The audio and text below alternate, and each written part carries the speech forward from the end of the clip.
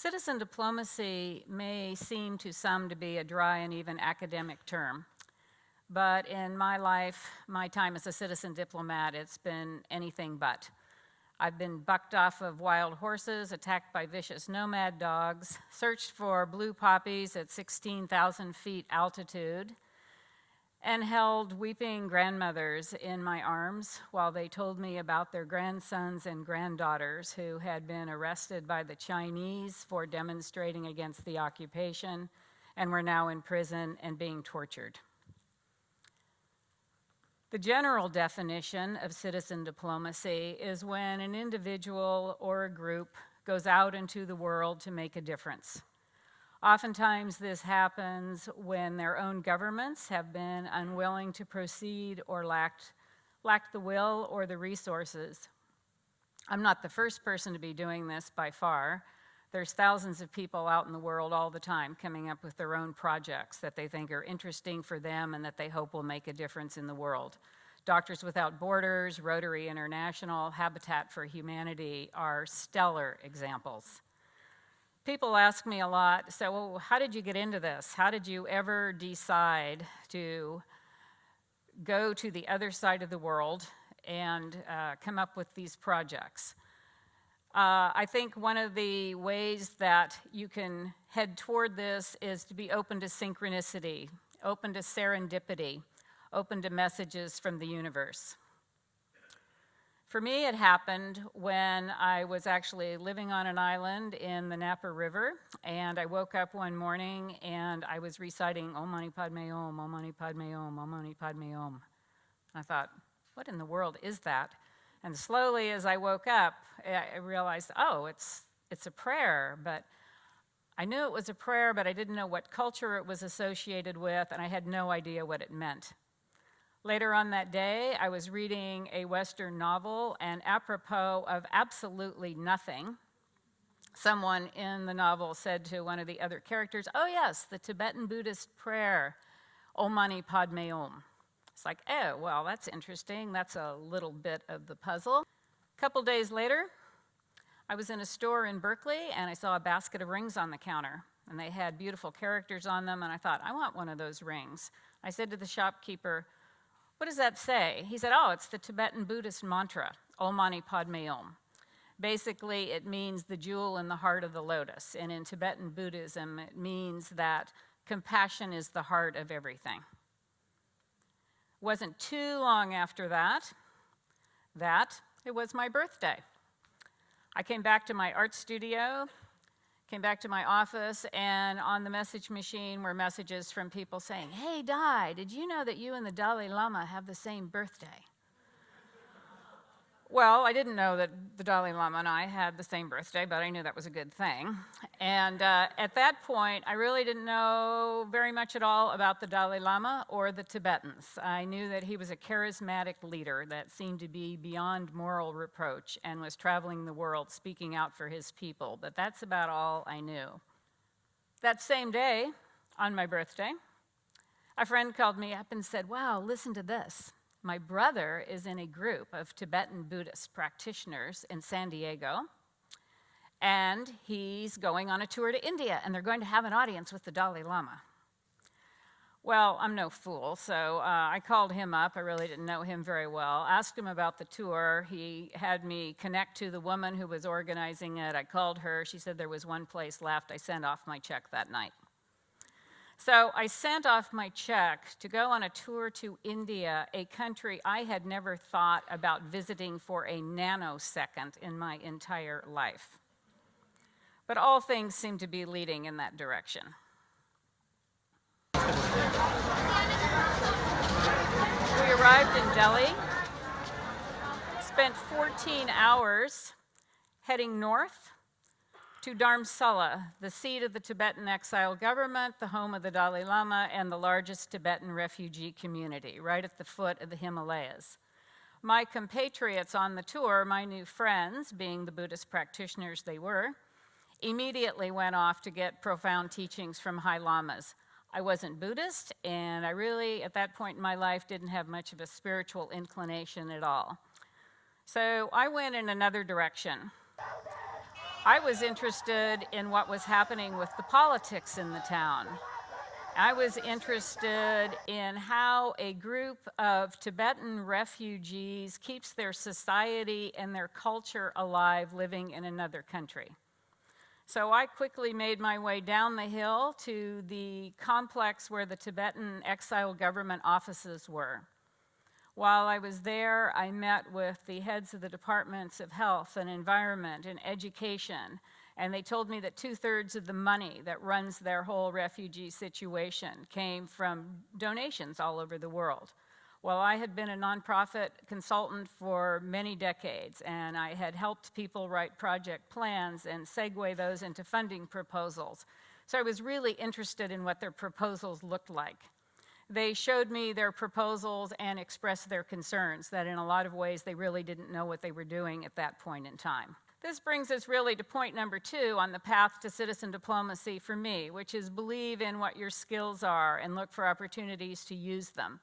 I had been conducting 5-day intensive workshops in project development and proposal writing for many years, and I volunteered to work for the Tibetan exile government and train their staff.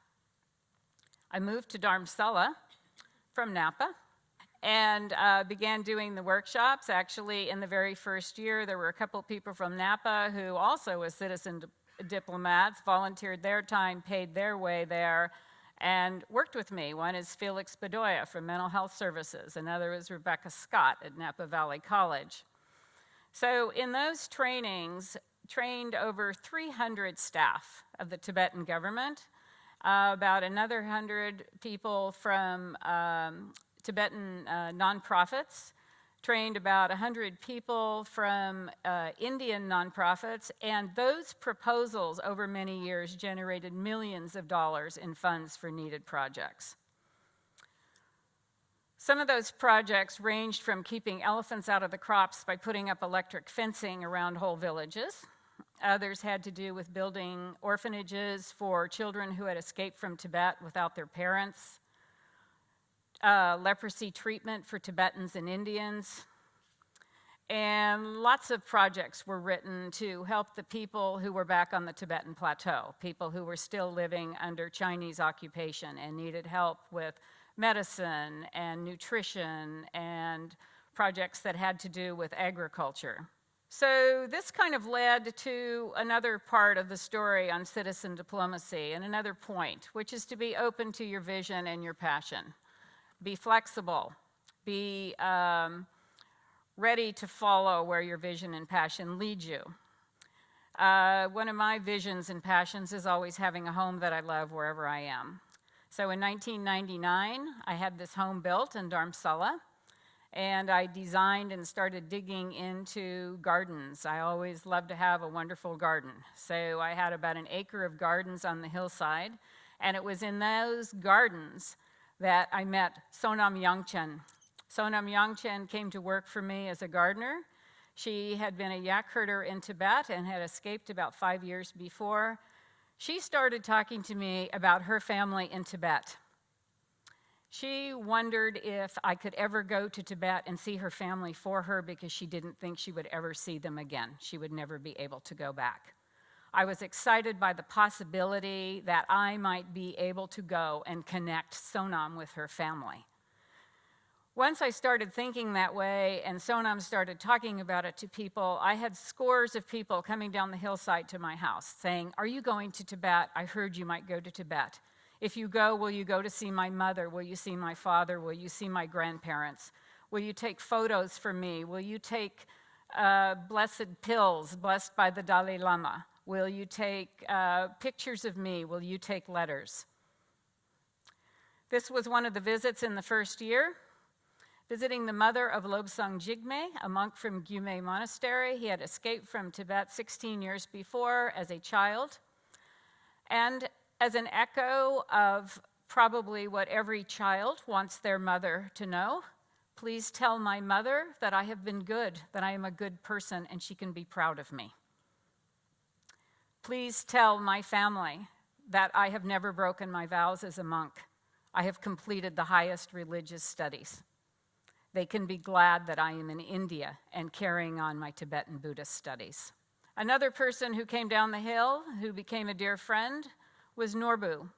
Norbu carried with him a silver cylinder. It was engraved with Tibetan Buddhist symbols, and inside were sacred pills that had been blessed by the Dalai Lama, incense, and handwritten mantras. This cylinder had been given to him by the Dalai Lama. He wanted to send it to Tibet to his uncle, his beloved uncle, who had cared for he and his two sisters their whole lives after their parents had died when they were children. He had wanted to send the cylinder for 2 years, but had been afraid that somebody would steal it along the way or it would be lost. He said, "You're the person that I trust to take this to Tibet." Well, of course, I was honored to be the person he trusted, and I was terrified that I would be the person who would lose it, or that somebody would steal it from me.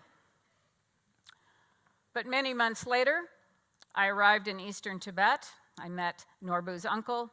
I handed him the cylinder, and he immediately knew what it was. He put it up to his forehead and said, "Gyalwara Rinpoche," which is the Tibetan name for Dalai Lama. Om Mani Padme Om, Om Mani Padme Om, Om Mani Padme Om. It was a treasure of a moment to know that I had connected these two family members living thousands of miles away from each other and had been able to actually deliver this precious gift. So a question throughout all of this, these wonderful journeys, was how do you refresh the dialogue around the Tibetan situation? How do you keep the conversation alive about Tibet? Bright idea number 1, document the flora on the Tibetan plateau. I decided that I would take lessons in botanical illustration from an institute in Minnesota, and I would have an exhibit of all the paintings that I did, and they could travel around the United States and then the world, and they could teach people about the fragile Tibetan culture and the fragile environment on the Tibetan plateau. And with that, we could sell the paintings, and it would generate money for the projects in Tibet. That project segued into a program that was teaching botanical illustration to girls at an orphanage in eastern Tibet, with the hope that they would learn these skills, perhaps be able to go into a career at a university or with an international research team. Bright idea number 2, ecotourism partnership. I talked many times over the summers with the Tibetans, and we discussed what if we brought Westerners to Tibet, and they could really, truly connect with the Tibetans. They could spend time with the monks and the nuns. They would get to know the Tibetan families. They wouldn't just have a Disneyland adventure driving through Tibet where somebody would point out a monastery here and there to them, and they would see Tibetans along the way. They would form long-time relationships. And wouldn't that be a wonderful thing? And so that's what we did. We would take them up yak herding. We would stand on our head on the hillsides with the nomads. Bright idea number 3.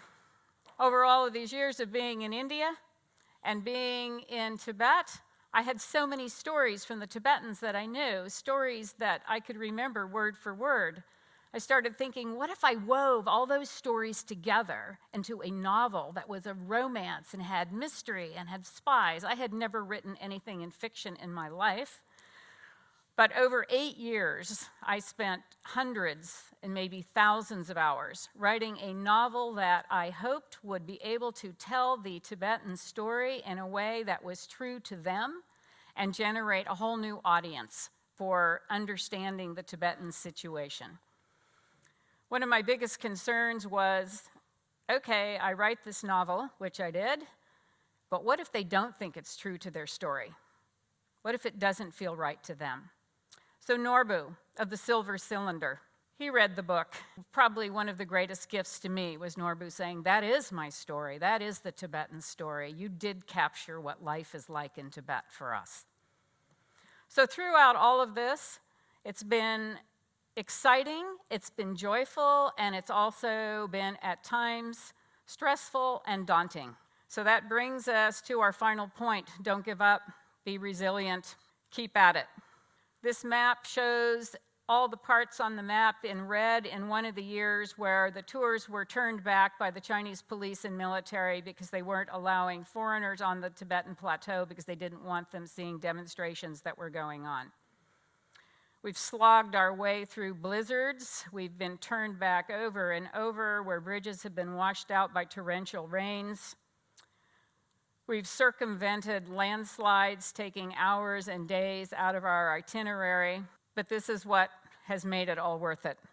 The people from the tours have helped support 100 nuns from Gedden Choling Nunnery in eastern Tibet, providing nutritious food for them and medicine, allowing them to have the time to relax and be healthy and be the Tibetan Buddhist scholars that they have dedicated their lives to being. We have an emergency medical fund for frail elderly Tibetans. We support 100 political prisoners and their families. We have an Every Child Goes to School education fund for 5 villages. And we support girls like Gayung. Gayung was one of the girls from the main village in eastern Tibet where we take the tours. She was the brightest girl in her mediocre school. We raised the money to send her to a boarding school where she could learn in Chinese and English and Tibetan. She topped out at that school. She got a scholarship to Beijing University. And in this photo, too, we see her holding a brand new computer that was sent to her by a couple from Minnesota who have been on 2 of the tours to Tibet. Gayung is the next generation of bright, shining stars in the Tibetan culture. She will be able to stand for her people and emerge as a leader. Citizen diplomacy. Certainly, Margaret Mead said it best of all. Never doubt that a small group of thoughtful, committed citizens can change the world. Indeed, it's the only thing that ever has. This is my story, but I know it's also the story of many of you in the audience and thousands of other people who go out into the world and come up with a project and then just go out and make it happen. Thank you.